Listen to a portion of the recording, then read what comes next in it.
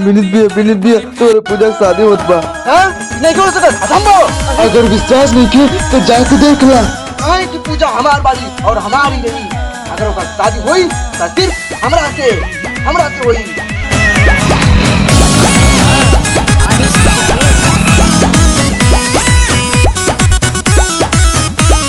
सुना होता हमारो तयाज संसार, अखिए के सोझा बिछड़ता प्यार। सुना होता हमारो तयाज संसार, अखिए के सोझा बिछड़ता प्यार। केकरा से हंसब बोलब बतियाई, तुहे को रही हमार। अरे रे मोरी चांद के सुना ना हमर जान के डोलिया में जनी ले जाए कहार।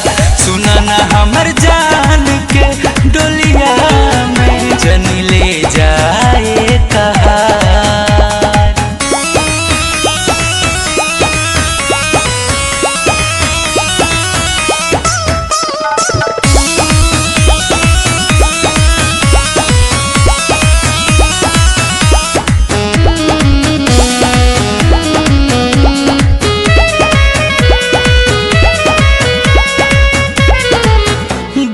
नइखे उनकर रही हम हिया भागा, कवने करान हमके दे ताड़ी दागा।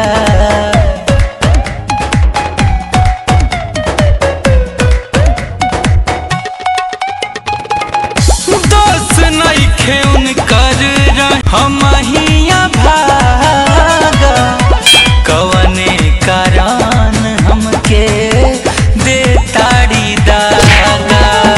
अब कैसे केहू कर केहू पे भरोसा, दुनिया में दे ताड़े अपने ही धोखा। केकरा गली घूमे जाई पगला, तनिको न कैली विचार। अरे रे मोरी चांद के सुना ना हमर जान के डोलिया में जनी ले जाए कहार। अरे रे मोरी चांद के डोलिया में जनी ले जाए कहार।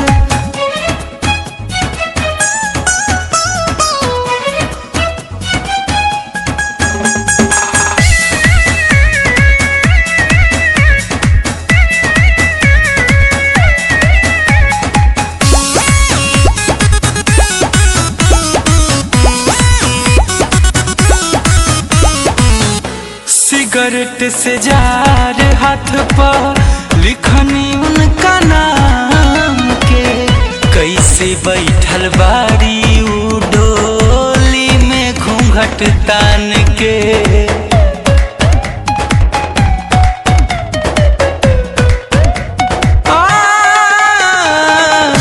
सिगरेट से जार हाथ पे लिखनी उनका नाम के, कैसे बैठल बाड़ी उ डोली में घूंघट तान के।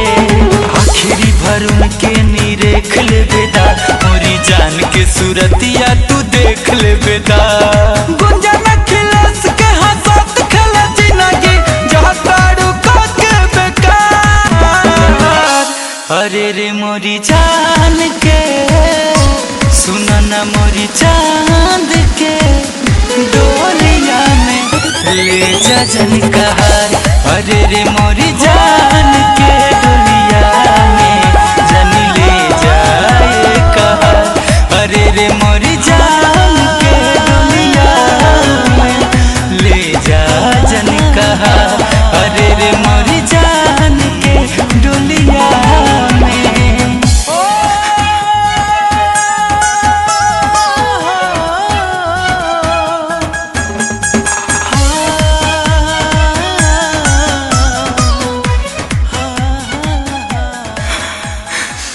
जनी ले जा हे कहार।